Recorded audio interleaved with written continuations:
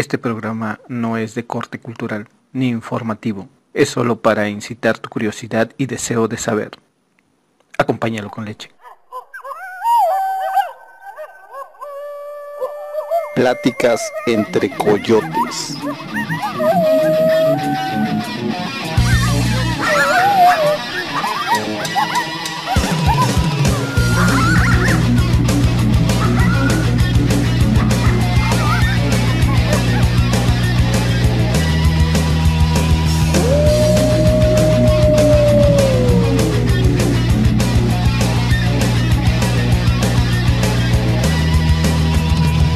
Pláticas entre coyotes.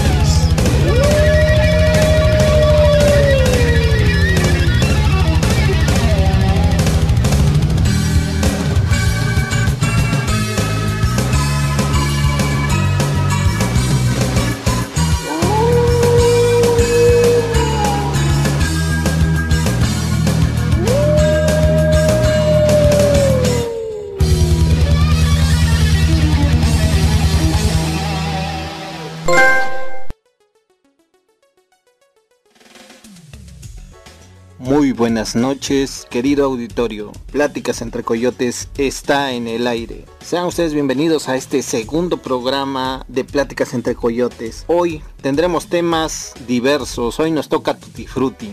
En esta noche vamos a responder o a tratar de responder varias preguntas que nos han llegado a través de nuestras redes sociales, principalmente en Facebook. La primera pregunta es acerca de nuestra cortinilla de entrada. ¿Qué son esos sonidos raros que se oyen atrás de los intros?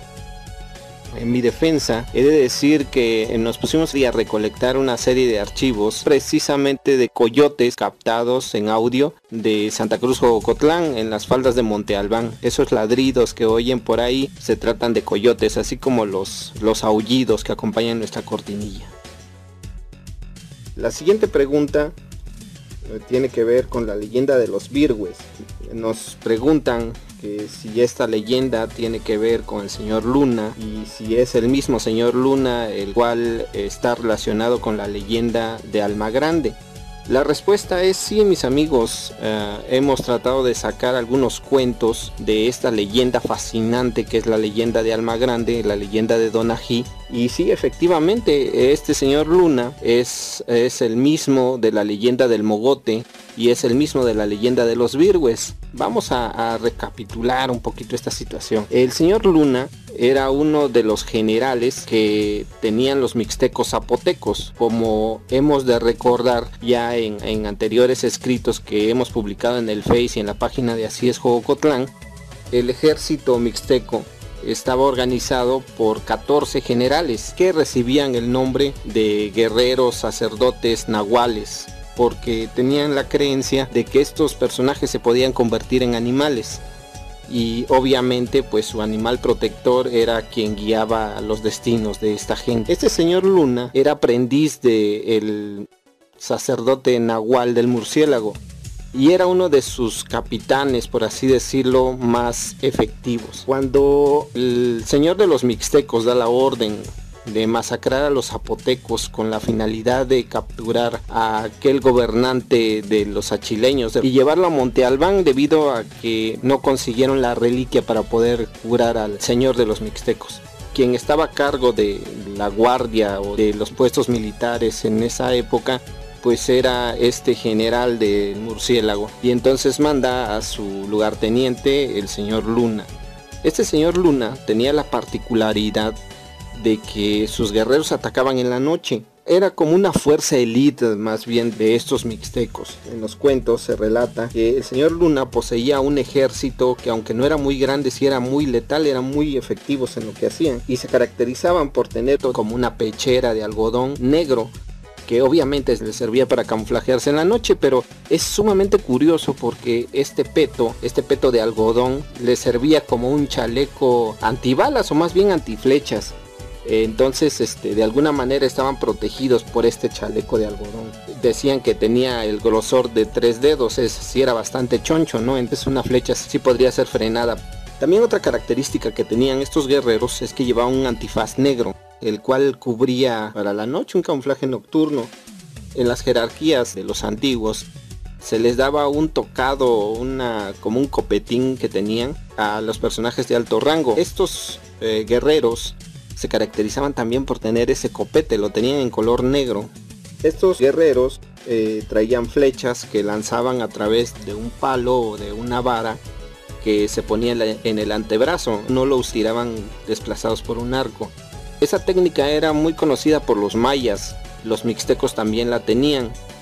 Estaban provistos de una lanza con una punta de obsidiana que sabía manejar muy bien y hacer el asalto nocturno. En su ceñidor, un ceñidor negro por supuesto, tenían escondido un puñal de obsidiana que utilizaban para cortar la garganta o para apuñalar a los enemigos, ¿no? Una característica de estos guerreros era que, a diferencia de los aztecas, necesitaban prisioneros para hacer sacrificios. Estos guerreros pues no tomaban prisioneros, era simple y sencillamente llegar y exterminar. También dentro de sus armas traían sandalias de cuero, eran muy poco comunes en aquel entonces. Traían un ayate oscuro, forma de capa, que les servía para trasnochar y les servía para muchas otras cosas, ¿no? Entre de ellos una especie de teatralidad con el enemigo, pasar sombras por ahí para hacer también un ataque psicológico.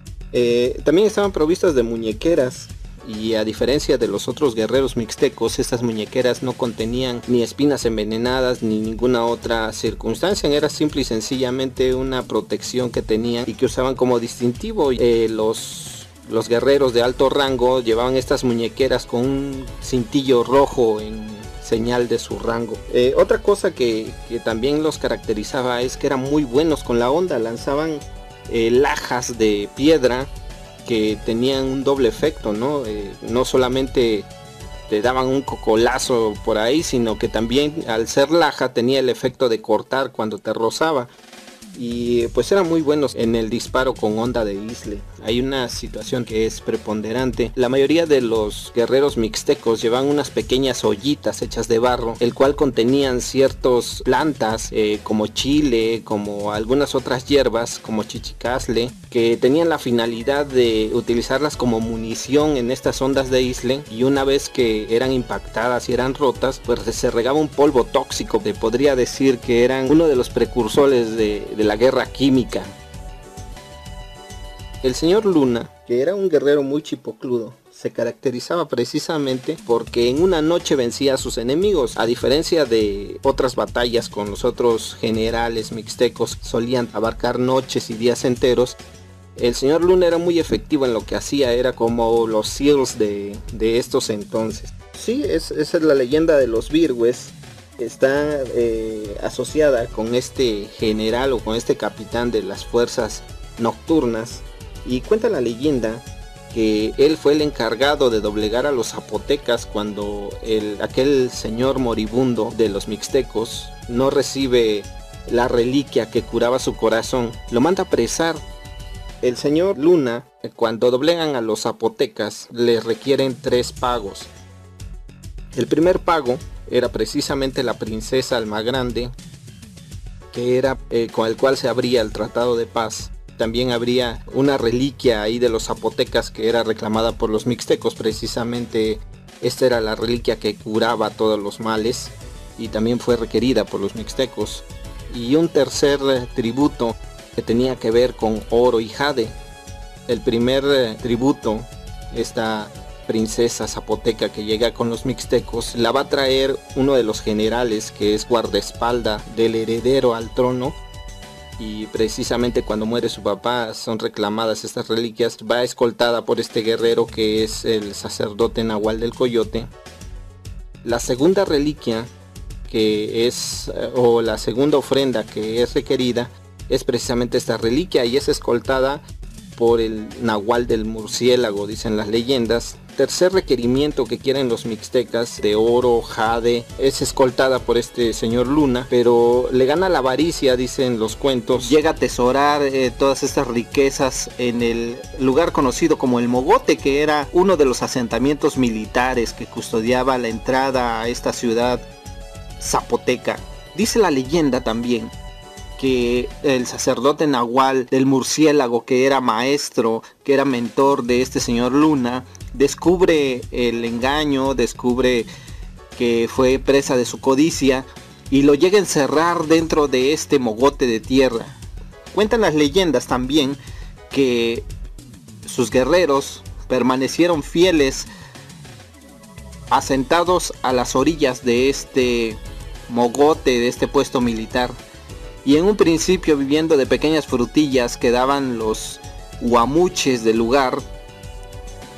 Se mantuvieron ahí fieles a su comandante, hasta que llegó un tiempo donde, según dicen las crónicas o según dicen los cuentos, que los dioses mandaron señales en el cielo y fueron interpretadas como el final de la gran raza mixteco-zapoteca. Y esto propició que iniciase una peregrinación debido a que venían ciertos acontecimientos, que se trataba de la llegada de los españoles. Así que los mixtecos zapotecas comienzan una peregrinación hacia tierras más altas para poder preservar su raza, para poder preservar sus secretos y su sabiduría.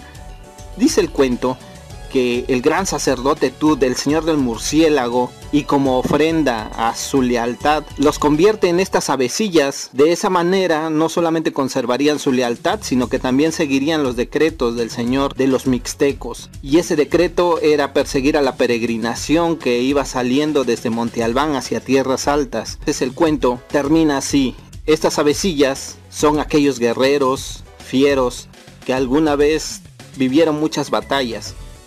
Y también se cuenta que algún día, cuando regresen los que se fueron, estos guerreros volverán a ser lo que eran antes. Así, mis amigos, contestando a la pregunta hecha por nuestro amigo en Facebook, sí, efectivamente era una fuerza élite de estas avecillas que se llamaban Birgue de Ña. Hasta donde yo sé, quiere decir los guerreros de la noche, o los guerreros que caminan en la noche. Efectivamente, como nos dice nuestro amigo, esta historia tiene mucho que ver con la leyenda de la princesa muerta, de la princesa Almagrande. Bien, mis amigos, vamos a una pausa musical, esperando que sea de su agrado.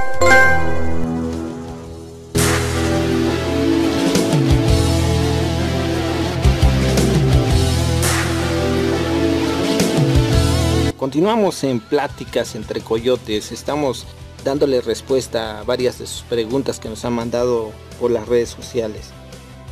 Una de las preguntas más recurrentes, y debido a un comentario que hicimos también en la página, es acerca de los 3 ombligos de Jojo, que a qué nos referimos con eso. La mayoría de los jojeños sabemos, o antes sabíamos a través de los relatos de los viejos, que los ombligos de Jojo o de cualquier población se refiere a ciertas señales que tenían como referencia a los mapas. En todos los mapas antiguos ponen un centro de la población, o referenciado también por una iglesia. En Jojo, los mapas antiguos referencian a un centro de Jojo que tenía que ver con una cruz, y a eso se le llamaba el ombligo de la población, porque quedaba justo en medio del mapa, en medio de la población.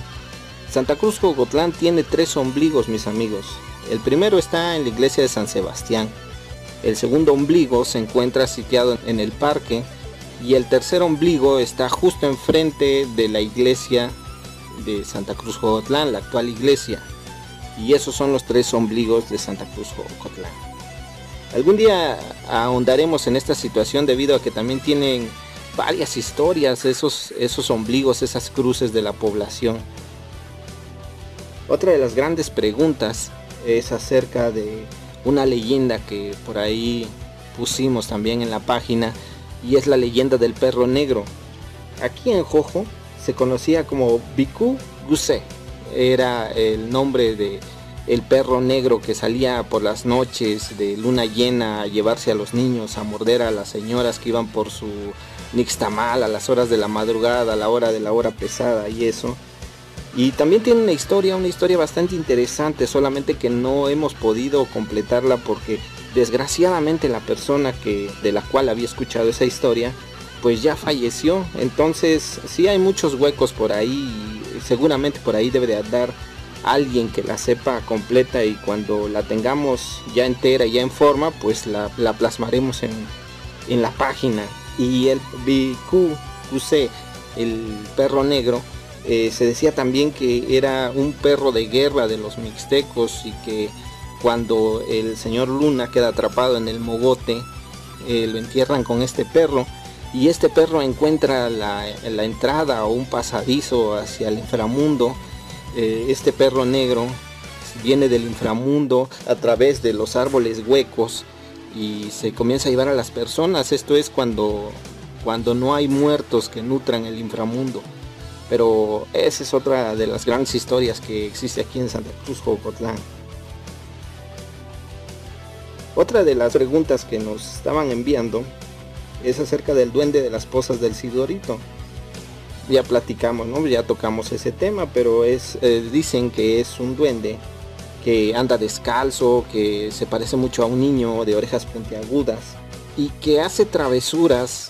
Los antiguos jojeños o los viejos jojeños tenían enfermo algún animal, algún perro, algún burro, no sé, algún chivo. Iban precisamente a llevarlo a esta poza y entonces el duende los sanaba. Les colgaban un collar de frutilla por ahí en prenda al duende y cuando los dejaban solos, los animales bebían del ojo de agua que existe allí en las pozas del Sidorito. Y cuando su dueño iba por los animales, pues los animales ya no tenían este collar o el collar ya no tenía esta frutilla, pues ya estaban sanados, ¿no? Es una de las leyendas por ahí de Santa Cruz, Jocotlán también. Y también se dice que este duende es el hijo del señor Luna y también es el hijo de la diosa Atl, que algún día tocaremos ese tema cuando ya tengamos la publicación en la página de Santa Cruz, Jocotlán. Y también se decía, para cuando ibas a las presas del Sidorito, deberías llevar semillas de calabaza para que el duende no te hiciera travesuras. Entonces era como una ofrenda que se dejaba por ahí para que el duende estuviera ocupado comiendo las semillas o las cosas que le llevabas y no te hiciera bromas, ¿no? Se dice que cuando vas a esas pozas se oyen pequeños saltos de agua, como si alguien aventara una piedrecilla por ahí a la poza, y que ese es el duende haciéndote travesuras. Pero en fin, habría que ir a ver y yo los invito a que conozcan y que vivan estas tradiciones y estas leyendas de manera personal. Bueno, mis amigos, vamos a escuchar una pieza musical esperando que sea de su agrado. Ya estamos otra vez aquí, mis amigos, en Pláticas entre Coyotes, una vez más hablando de las leyendas de Santa Cruz, Jocotlán y de las preguntas que amablemente nos mandan a través de nuestras redes sociales. Una de las preguntas más recurrentes y que a raíz de nuestro programa piloto nos han llegado es acerca de la Guerra de las Vírgenes. Bueno, en el programa pasado platicábamos acerca de este episodio. Hay unas preguntas por ahí que nos mandan. Dice, si hubieran ganado los españoles, nosotros en vez de adorar a la Virgen de Guadalupe, adoraríamos a la Virgen de los Remedios. Y pues sí, yo creo que sí, porque pues hubiese sido impuesta. De hecho, en el Museo de España, en el Museo de Artillería de España, se pueden ver todavía varios pendones, varias vírgenes de Guadalupe que tienen hoyitos debido a los fusilamientos y todas ellas fueran hechas prisioneras cuando perdían las batallas. Sí, hay varias cosas por ahí muy interesantes, ¿no? Porque es parte de la idiosincrasia también de los mexicanos, debido a que pues no sé si nunca se dieron cuenta o fue una situación interesante, porque pues es la misma Virgen, la Virgen María es la misma, la Virgen de Guadalupe, que la Virgen de los Remedios, nada más cambia pues el episodio en el cual ha sido plasmada, pero básicamente es la misma Virgen María, ¿no? Ahí si hubiera estado chistoso porque hubiéramos terminado cantando una hermosa mañana, la de los remedios y todo eso, ¿no? Entonces si hubiera sido bastante simpática la situación, pero sí, efectivamente, si hubieran ganado los realistas hubiéramos sido remedieros y no guadalupanos. Pero en fin, así está la situación. Como un dato por ahí adicional, en este museo de artillería española, precisamente ahí se encontraba pues la Virgen de Atotonilco, que era la Virgen que originalmente el cura Hidalgo empuñó, y con motivo de las fiestas del centenario en 1910 de la independencia, pues el gobierno español devuelve este pendón de la Virgen de Guadalupe de Atotonilco a México, ¿no? Para realizar las celebraciones. Bueno, otra pregunta que nos decía el público es ¿cuál era el cargo penal o militar que se le imputaba a la Virgen Perdedora? Y pues era muy simple, ¿no? El cargo era alta traición a la corona en el caso de la Virgen de Guadalupe y alta traición pues a la patria en el caso de la Virgen de los Remedios. Y con estos cargos no solamente eran encarceladas, enjuiciadas, sino que pues sí, pasadas por las armas, ¿no? Fusiladas. Otra de las preguntas que nos manda un seguidor de Facebook es ¿cómo quedó el asunto y cómo se debe referir a la Virgen de Guadalupe, ¿no? ¿Cuál fue el máximo cargo militar que se le dio? Pues bueno, por ahí estuvimos investigando. El título que le quedó a la Virgen al final, a la Virgen de Guadalupe, es el siguiente: Nuestra Señora Santa María, siempre Virgen de Guadalupe, Generalísima de la Libertad y de todos los americanos, custodia y soberana de la libertad de todas las virtudes. Ese es el título completo de Nuestra Señora la Virgen de Guadalupe. ¿Cómo ven, mis amigos? A mí en lo personal me causa mucha gracia y a la vez me hace muy feliz, porque cuando paso por el Zócalo y veo a este niño Dios vestido como zapatista, la gente piensa que ese concepto es nuevo, ¿no? Que ese tipo de marketing es nuevo, y no, básicamente no. Fue usado pues en la independencia, y también de hecho fue usado por nuestro primer presidente que tuvimos. Había un señor que se llamaba Don José Miguel Ramón Audauto Fernando y Félix, que fue mejor conocido como Guadalupe Victoria, y que precisamente se cambió el nombre para utilizar el marketing de la Virgen de Guadalupe. Bueno, mis amigos, vamos a realizar una pausa musical esperando que sea de su agrado.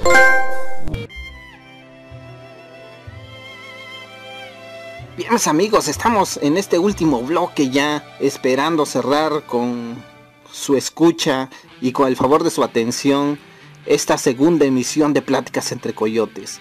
El siguiente y último tema que vamos a tratar es acerca del pletetamal.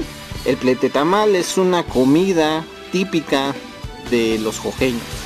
Es una comida que, aunque no es oriunda de los jojeños, es parte de nuestra tradición y es el único lugar donde se hace. Es una especie de mole seco que lleva maíz quebrajado, lleva también hojas de aguacate, lleva también caldo de guajolote, lleva algunas especias, algunos chiles, pero el ingrediente especial que tiene esta comida es ceniza. La ceniza es una característica especial de este guiso y ahorita les voy a contar por qué. Todo tiene que ver también con la leyenda de esta princesa muerta. La leyenda de Almagrande es una leyenda que es una colección de cuentos que se desprenden muchas de las tradiciones que aún se conservan en Santa Cruz, Ocotlán. Sobre todo en las bodas, el baile del guajolote, el baile del árbol de fruta y esta precisamente que es el mole de los jojeños, el pletetamal, el único mole seco. Y les voy a explicar por qué. Cuando la princesa Almagrande es entregada a los mixtecos, se le da como dote la receta de este guiso espectacular que fue diseñado precisamente para recordar este momento. Es por eso que, según dicen las leyendas, es el mole que no es mole, porque sí es una celebración la unión con el señor Sol, pero también lleva un luto debido a la derrota de los zapotecas. Entonces dicen las leyendas que es el mole que no es mole y es el guiso inventado por los zapotecas y que los zapotecas jamás hicieron debido a que les recordaba la derrota con los mixtecas. Y los mixtecos era un guiso que era implementado en todas las fiestas como recuerdo de la unión de estas dos grandes razas. El pletetamal, mis amigos, es un símbolo de unión de nuestros pueblos, mixtecos y zapotecos viviendo juntos, haciendo una raza nueva. Este guiso fue entregado como dote. No se sabe si por parte de las personas que criaron a Almagrande o directamente de su madre. Pero sí, mis amigos, cuando les pregunten qué es el pletamal, ustedes pueden decir, es el mole que no es mole y es un guiso zapoteca que solamente los mixtecas lo guisan y lo comen en celebración. Y bien, mis amigos, con este último cuento o con este último relato terminamos la segunda emisión de Pláticas entre Coyotes. No dejen de escribirnos en nuestras redes sociales, no dejen de mandarnos sus inquietudes, no dejen de mandarnos sus preguntas. Aquí serán bien atendidas y las revisaremos todas. Seleccionaremos las más recurrentes y las presentaremos en el siguiente programa de Pláticas entre Coyotes. Se despide su amigo e intento de locutor, José Pascual. Hasta la próxima, amigos. Pláticas entre Coyotes.